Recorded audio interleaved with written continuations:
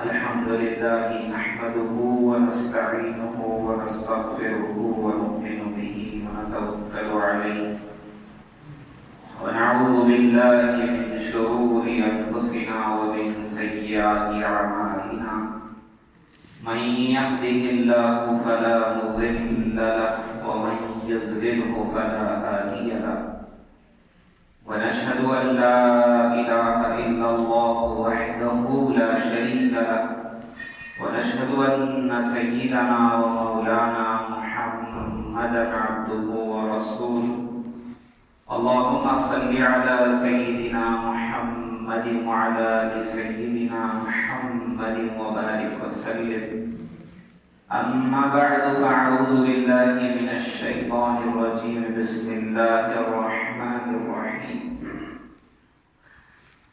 للرجال نصيب مما ترك الوالدان والأقربون وللنساء نصيب مما ترك الوالدان والأقربون مما قل منه أو كثر نصيبا مفروضا وقال النبي صلى الله عليه وسلم إن الله أعطى كل ذي حق حقه لا وصية لوارث أو كما قال عليه الصلاة والسلام.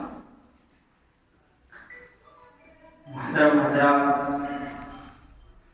گزشتہ 2 جمعہ سے بھی سورۃ النساء کی آیتوں پر بات چل رہی تھی.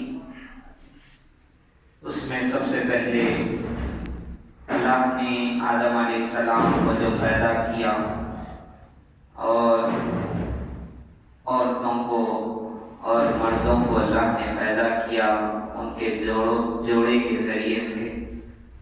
پھر اس کے بعد میں کچھ یتیموں کے احکام آئے. یہ یتیموں کو ان کا مال دو، یتیموں کے ساتھ اس میں سلوک کرو. پھر بات آئی نکاح کے سلسلے میں کہ نکاح کر سکتے ہو 1، 2، 3 اور 4، لیکن اگر انصاف نہیں کر سکتے تو صرف 1 نکاح کرو. اب جو میں نے آیتیں پڑھی ہیں اس میں اللہ تعالیٰ فرماتے ہیں لِلرِّجَالِ نَصِيبٌ مِّمَّا تَرَكَ الْوَالِدَانِ وَالْأَقْرَبُونَ، مردوں کا حصہ ہے مقرر اس مال میں سے جو اس کے والدین اور اس کے قریب رشتے والے چھوڑ کر مریں گے. مردوں کا حصہ ہے اس مال میں سے جو اس کے والدین اور اس کے جو قریبی رشتے دار تھے. اس کا بیٹا ہے، اس کا بھائی ہے، بھتیجا ہے، چاچا ہے، دادا ہے، یہ قریبی رشتے ہیں. تو انہوں نے جو چھوڑ کر مرا ہے، چھوڑ کر گئے ہیں، اس مال میں مردوں کا بھی حصہ ہے.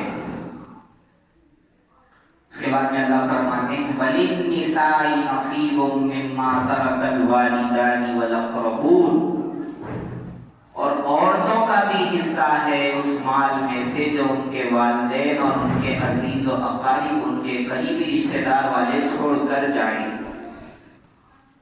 اب عورتوں کے لیے بھی وہی بات ہے کہ ان کا بیٹا، ان کا بھائی، ان کے چچا، ان کے دادا.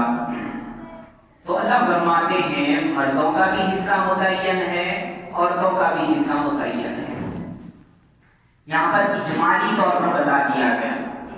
انشاءاللہ آئندہ جمعہ میں پوری تفصیل آئے گی کہ کون کیا رشتہ دار ہو تو اس کو کیا ملتا ہے، کب ملتا ہے، کتنا ملتا ہے. انشاءاللہ آئندہ جمعہ میں آئے گا. یہاں اللہ نے بتایا کہ مردوں کا بھی حصہ ہے، عورتوں کا بھی حصہ ہے. اب اللہ نے یہ کیوں کہا عورتوں کا بھی حصہ ہے؟ تو حضور کے زمانے میں، حضور کے زمانے سے پہلے لوگ کیا کرتے تھے، عرب کے لوگ، کوئی انسان مر جاتا تو اس کا جتنا مال ہوتا، اس کی جتنی جائیداد جاگیر ہوتی تھی، وہ صرف مرد بانٹ لیتے تھے، عورتوں کو کوئی حصہ نہیں دیا جاتا. یہاں تک کہ اگر اس کے بیٹے بھی ہوتے اور چھوٹے ہوتے تو ان ان چھوٹے بچوں کو، یتیموں کو بھی کچھ نہیں دیا جاتا. بس جو بچے بالغ ہوتے، جو لڑائی کے قابل ہوتے، تو دشمن سے مقابلہ کرنے کی طاقت رکھتے، ان کو دیا جاتا بس.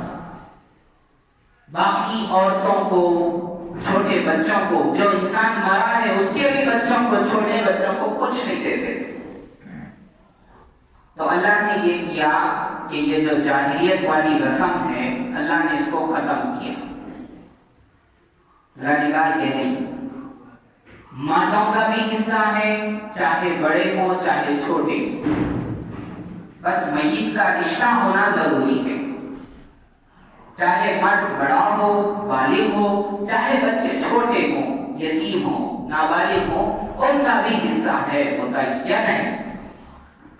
اور آگے اللہ نے کہا عورتوں کا بھی حصہ ہے، یہ عورتوں کو نہیں دیتے تھے. اور آگے آپ سنیے اللہ فرماتے ہیں مما اللہ منہ او کسر، وہ مال چاہے تھوڑا ہو چاہے زیادہ. مال سے مطلب ہے تھوڑا ہو زیادہ ہو اس سے مطلب نہیں ہے. زیادہ رہے گا تو دیا جائے گا عورتوں کو، زیادہ رہے گا تو دیا جائے گا چھوٹوں کو، ایسا نہیں. مال تھوڑا ہو مال زیادہ ہو، ہر صورت میں ہر رشتہ دار کو دیا جائے گا. جو قریبی ہوگا، جو مالک ہوگا، جو صحیح حصہ پانے والا قریبی رشتہ دار ہوگا اس کو دیا جائے گا.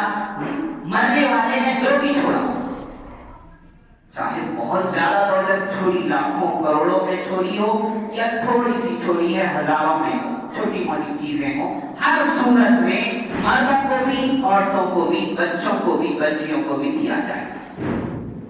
تفصیل آئے گی آگے کہ کس کو کتنا ملے گا. اللہ فرماتے نصیبا مفروضا، طے کر دیا گیا ہے حصہ، تم کو دینا ہی دینا ہے. اپنے آپ کو مسلمان بولتے ہو، اللہ رسول کا کلمہ پڑھتے ہو تو تمہیں دینا ہی پڑے گا. اب ہمارے پاس ایسا چل پڑا ہے کہ اللہ کی پناہ بچیوں کے بارے میں والدین کا یہ نظریہ ہے یا بھائیوں کا بھی یہ ہے کہ والد خود کہتا ہے کہ نہیں میں نے اپنی بچی کو میں نے شادی میں لگا دیا، جو لگا دیا، اب اس کا حصہ نہیں ہے. باپ یہ سمجھتا ہے، بھائی بھی یہ بولتا ہے نہیں ہمارے والد صاحب نے، ہمارے ابا نے ہمارے بھائی کی شادی میں، بہن کی شادی میں بہت خرچہ کر دیے، بہت کچھ دے دیے، اب بہن کا حصہ نہیں. وہ بہن بھی اللہ کی بندی، وہ بھی سمجھ جاتی میرا کچھ بھی نہیں. اللہ والے پرسوں بتا رہے تھے کہ نکاحوں میں جہیز جو شروع ہوا نا، حلال جو بچی کا حق تھا جائیداد وہ تم نہیں دے رہے ہو، تو لوگ حلال کو حرام طریقے جہیز میں لے رہے ہیں. تو حلال دینا شروع کر دو، جائیداد میں سے ملکیت اس کی جاگیر دینا شروع کر دو، لوگ حرام جہیز میں سے لینا بند کر دیں گے.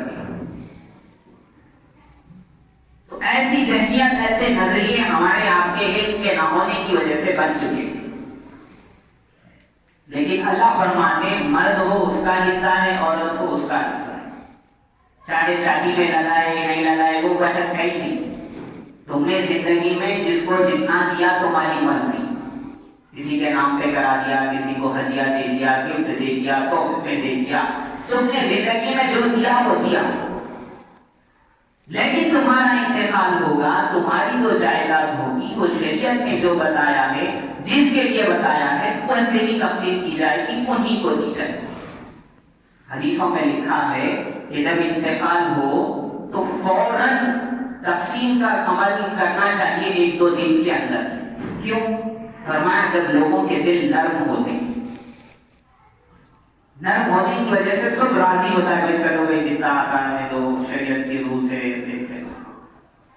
اگر ڈھیل کر دی جاتی ہے، دیر کر دی جاتی ہے تو سب کے دل سخت ہو جاتے ہیں. شروع میں تو بولتے بھائی کیا بھائی ابا کا انتقال ہوا، تم پیسے لے کے بیٹھ گئے، کیا جائیداد لے کے بیٹھ گئے، اتنی تکلیف ہو رہی دل کے اندر، ابا اتنا یاد آ رہے، تم آپ پیسوں کی پڑی ہوئی ہے. یہی بولنے والا چند دن کے بعد ظلم کر کے ہٹیا لیتا. تو شریعت کہتی ہے نہیں، یہ بات مت کرو، جہاں تک ہو سکے جلد سے جلد تقسیم کرنے کی کوشش کرو. اور ویسا جیسا شریعت نے بتایا ہے ویسا جو اپن چاہے وہ نہیں ابا میرے پاس رکھا کیے تھے، میرے کو بہت چاہتے تھے، امی کی میں بہت زیادہ خدمت کرتی تھی، میرے پاس یہ چیزاں رہتے تھے، میری رہ ہو جائے گی نہیں۔ امی چاہتے تھے، ابا رکھتے تھے، امی ابا کی خدمت کرتے تھے، وہ تمہارا ثواب کا کام ہے۔ لیکن جو بانٹا جائے گا نا وہ شریعت کے حساب سے بانٹا جائے گا۔ اتنی وقتی بھر کی چیز ہوگی وہ رکھی جائے گی اور وہ تقسیم کی جائے گی۔ شریعت ہے ہماری شریعت۔ آپ ایسے ہی پیدا نہیں ہو گئے، ایسی کسی مذہب میں نہیں آ گئے۔ آپ کے مذہب میں ایک ایک چیز متعین ہے، آپ کو کرنے کی ضرورت نہیں ہے، شریعت کرے گی۔ آپ کو بس ماننا ہے، بس نام ہی اس کا ہے شریعت کہ انسان اپنی عقل کو اس کے سامنے جھکا دے بس۔ میں تو کتاب پڑھاتا ہوں، ایک کتاب سراجی ہے، اس میں میت کے حقوق بتائے جاتے ہیں۔ کوئی انسان انتقال کر جاتا ہے، اس کے مرنے کے بعد اس کے مال میں چار حقوق ہیں، چار حق اس سے متعلق ہوتے ہیں۔ سب سے پہلے اس کی تجہیز و تکفین کی جائے، مرنے والے کے اس کے کفن دفن کا انتظام کیا جائے گا۔ یہ اور بات ہے کہ اگر بیٹے ہیں، خاندان والے ہیں، وہ خود اپنی طرف سے کر رہے ہیں، وہ ان کی نیکی ہے، بہت اچھی بات ہے، قبول ہے۔ لیکن کوئی نہیں کر رہا ہے تو اس کا جو مال اس نے چھوڑا ہے، سب سے پہلے اس کے کفن دفن کا انتظام کیا جائے گا۔ اور شریعت یہ کہتی ہے کہ اس میں بھی آپ ایسا کریں گے، فضول خرچی نہیں کریں گے، اور آپ بخل سے کام نہیں لیں گے، کنجوسی سے کام نہیں لیں گے۔ وہ دیکھا جائے گا وہ بندہ کیسے کپڑے پہنتا تھا، میڈیم کیسے کپڑے پہنتا تھا، ویسے کپڑے خرید کر کے اس کو کفن دیا جائے گا، اور نہ کفن کے کپڑوں میں اضافہ کیا جائے گا نہ کمی کی جائے گا۔ شریعت یہاں تک کہتی ہے۔ تو سب سے پہلے جو اس کا مال ہے اس کے اندر پہلا حق یہ ہے کہ اس کی تجہیز و تکفین کی جائے گی، اس کے کفن دفن کا انتظام کیا جائے گا۔ دوسرا، ذرا غور سے سنیں، دوسرا یہ ہے کہ اس کے قرضوں کو نپٹایا جائے گا۔ اس نے جو قرض لیے تھے نا، کبھی قرض انسان بیماری کی حالت میں لیتا ہے، کبھی صحت مند ہونے کی حالت میں لیتا ہے، کبھی جب موت کے قریب آ گیا تب قرض لیتا ہے، تو وہ قرضوں کو ادا کیا جائے گا اس کے مال سے۔ بیٹے ادا کر رہے ہیں، بہت اچھی بات ہے، نہیں کر رہے ہیں، باپ نے جو مال چھوڑا ہے، جس نے بھی جو مال چھوڑا ہے، اس کے قرضے اس سے ادا کیے جائیں گے۔ یہاں تک کہ شریعت کہتی ہے جب صحت مند تھا جب بھی قرضے لیا، جب بیماری میں تھا موت کے قریب تب بھی قرضے لیا، تو پہلے جو قرضے لیا تھا صحت کی حالت میں وہ قرضے لیے جائیں گے۔ پھر اس کے بعد میں موت کے قریب میں بیماری ہونے کے وقت میں جب قرضے لیا وہ قرضے کر نپٹائے جائیں۔ شریعت یہ کہتی ہے کہ بہت قرضہ ہے اور مال تھوڑا ہے، فرمایا اس وقت میں دیکھا جائے گا کس کا قرضہ زیادہ ہے کس کا کم ہے، تو سب کو اس حساب سے دیا جائے گا۔ کسی سے 1 لاکھ لیا تھا، پیسے کم ہیں، اس کو 50,000 کم از کم اتنے تو دیے جائیں گے۔ کسی سے 50,000 لیا تھا، کم سے کم پیسے تھوڑے چھوڑے ہیں تو 20,000 دیا جائے گا۔ تو جس کا جیسا قرض ہوگا اس حساب سے اس کو دیا جائے گا۔ ہاں قرضہ بھی بہت ہے، مال بھی بہت ہے، پورا مال لگانے سے قرضہ ادا ہو جائے، پورا قرضہ دے دیا جائے، کسی وارث کو کچھ نہیں دے۔ قرض آپ چھوٹی موٹی چیز مت سمجھو، قرض اللہ کے نبی صلی اللہ علیہ وسلم نے فرمایا ہے کہ جو انسان شہید ہوتا نا، شہید میدان جہاد میں، اس کے سارے گناہ معاف ہو جاتے ہیں، قرض معاف نہیں ہوتا۔ اس کی یہ شہادت والی موت بھی اللہ قبول نہیں کرتے جب تک کہ اس کا قرضہ نہیں دیا جاتا۔ ہم نے بڑا آسان سمجھ لیا ہے، اور ہم مسلمان تو اتنے بدنام ہیں، اللہ اکبر، لوگ ہمارے نام پہ پیسے دینے کے لیے ڈرتے ہیں، اور رشتہ دار میں ایسے معاملات میں کوئی قرض دینا نہیں چاہتا۔ کیوں؟ یہ جب لیتے ہیں تو دیتے نہیں وقت پہ، اور ایک کی وجہ سے ساروں کو پریشانی ہوتی، اس لیے مر مٹ کے وہ مٹی میں، لونوں میں، فائنانس میں کہاں جا کے اپنی عزت اپنی زندگی برباد ہے۔ تم قرضوں میں صحیح ہوتے یہ نوبت نہ آتی. قرضہ حدیث میں ہے صدقے سے بڑا ثواب قرضے کا ہے. صدقے سے بڑا ثواب قرضے کا ہے. جنت کے دروازے پہ لکھا ہے صدقے کا 1 روپیہ اس کو 1 نیکی ملے گی, 1 روپیہ قرضہ دو گے 18 نیکیاں ملے گی. 18 گنا بڑھتے ہے قرضہ دینا کسی کو. اور اللہ نے حضور نے بتایا بھی ہے کہ جو قرضے دار کو ڈھیل دیتا ہے معاف کرتا ہے اللہ اس سے بڑا خوش ہوتا ہے. تو ہماری نااہلیوں کی وجہ سے معاملات کے صحیح نہ ہونے کی وجہ سے اتنے ہم پریشان ہیں.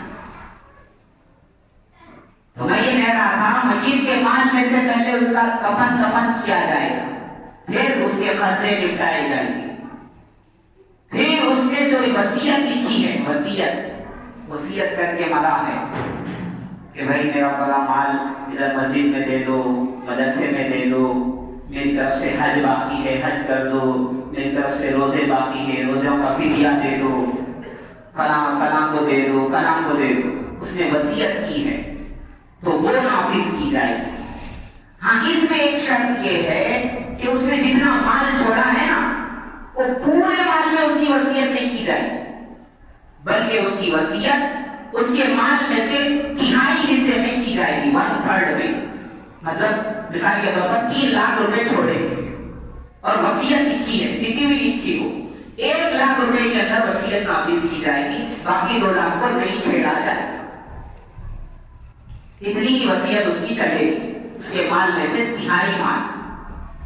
اب تم مرنے کے وقت شریعت یہ کہتی ہے کہ مرنے کے وقت آپ خدا یاد آیا, اب نہیں میری پوری میرا پورا گھر مسجد کے لیے وقف, میری پوری زمین مدرسے کے لیے وقف, اب یاد آیا خدا.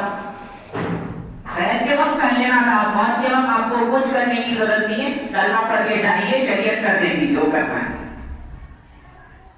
شریعت یہ بھی کہتی ہے کہ اپنی اولاد کو ایسا نہ چھوڑ کے جاؤ کہ تم مرو تو یہ بھیک مانگنا شروع کر دے.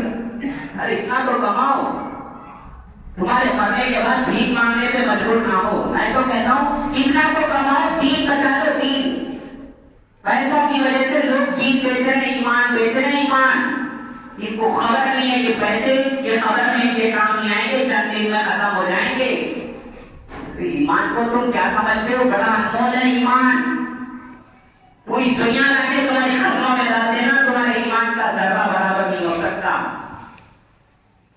عربی کا مقولہ ہے کاد الفقر ان یکون کفرا, کہ غریبی جو ہوتی ہے ایک وقت ایسا آتا ہے اللہ معاف کرے یہ کفر تک پہنچا دے. اللہ اکبر. اس لیے کہا جاتا ہے بس نماز کے بعد حلال روزی کمانا فرض ہے. فرض.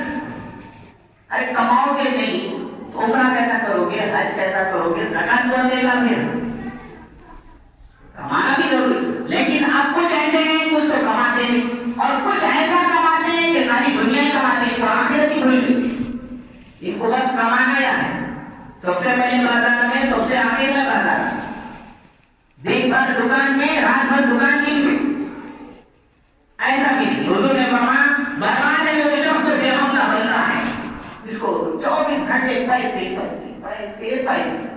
برباد ہے. حضور نے فرمایا برباد ہے. گھر میں پیسے, باہر پیسے, دوستوں کے ساتھ پیسے, خاندان کے ساتھ پیسے, عورتوں کے ساتھ پیسے, بچوں کے ساتھ, جہاں دیکھو اس کو پیسے پیسے.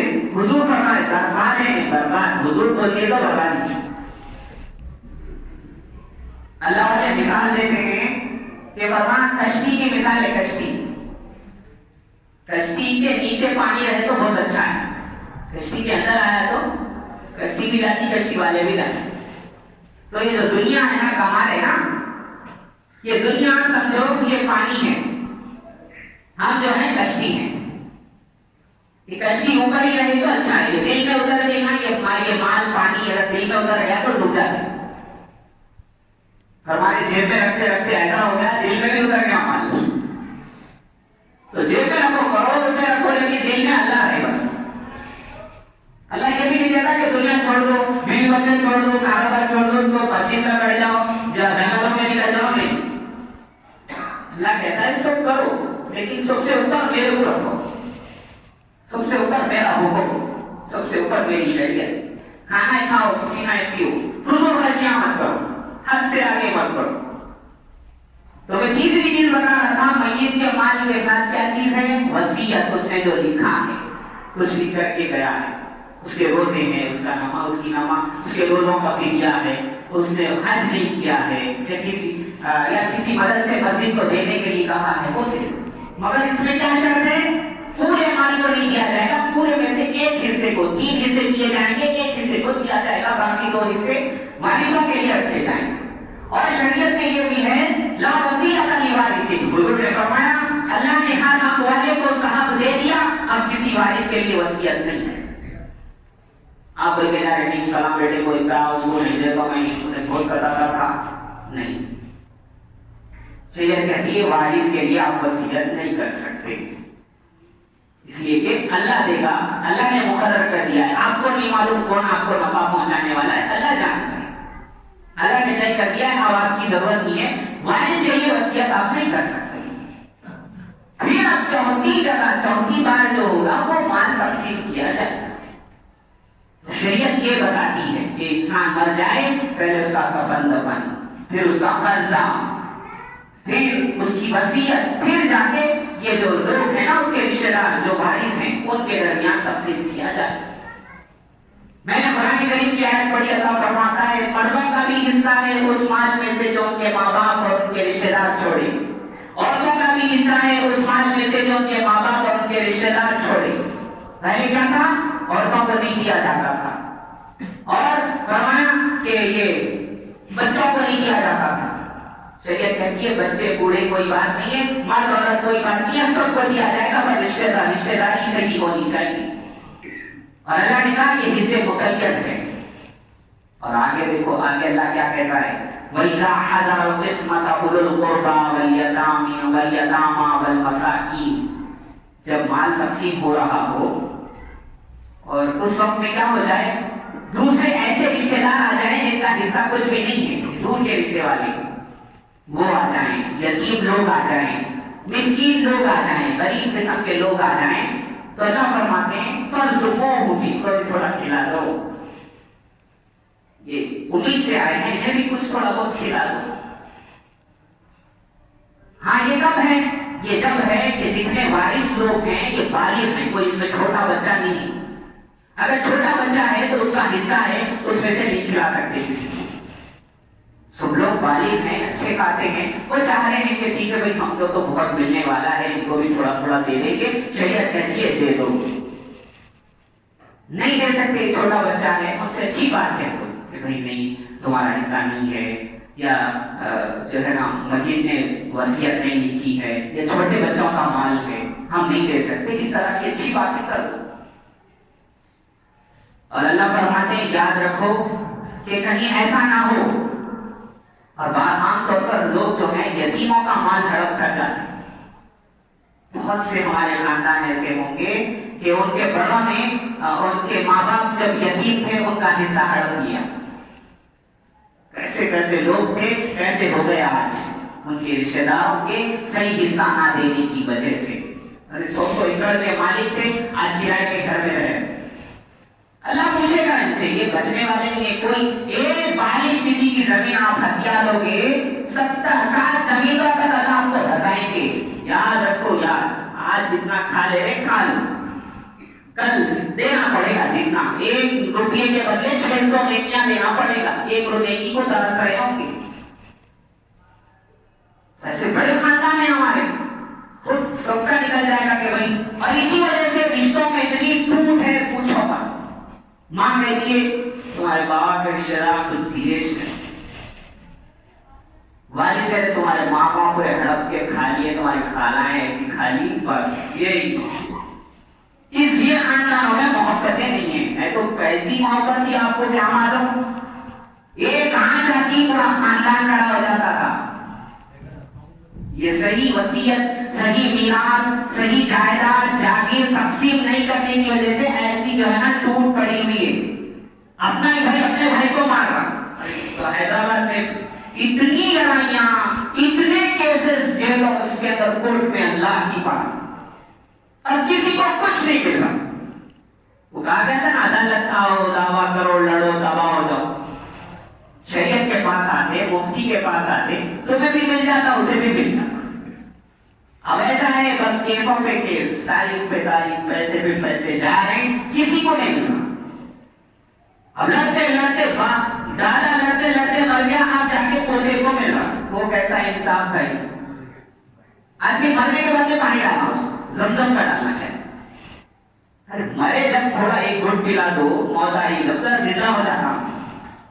یہ کیسا انسان دادا لڑتے لڑتے لڑتے مر گیا کمر ٹیڑھی ہو گئی خبر میں چلے گا اب جا کے پوتے کو دے دے. ہے یہ بھی انصاف ہی ہے مگر ہم اس کو انصاف نہیں بولتے.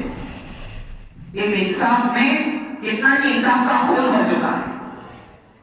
شریعت کی مانتے جب کا جب تقسیم کرتے سب صحیح رہتے. شریعت کی مانا کرو. اللہ فرماتے ہیں کہ کوئی یتیموں کا مال نہیں کھانا.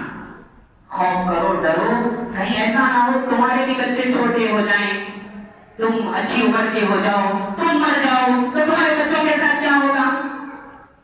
تو تم جو چاہتے ہو نا میں اگر نہ مر جاؤں تو میرے بچوں کے ساتھ جیسا چاہتے ہو ویسے ہی دوسروں کے ساتھ بھی کرو.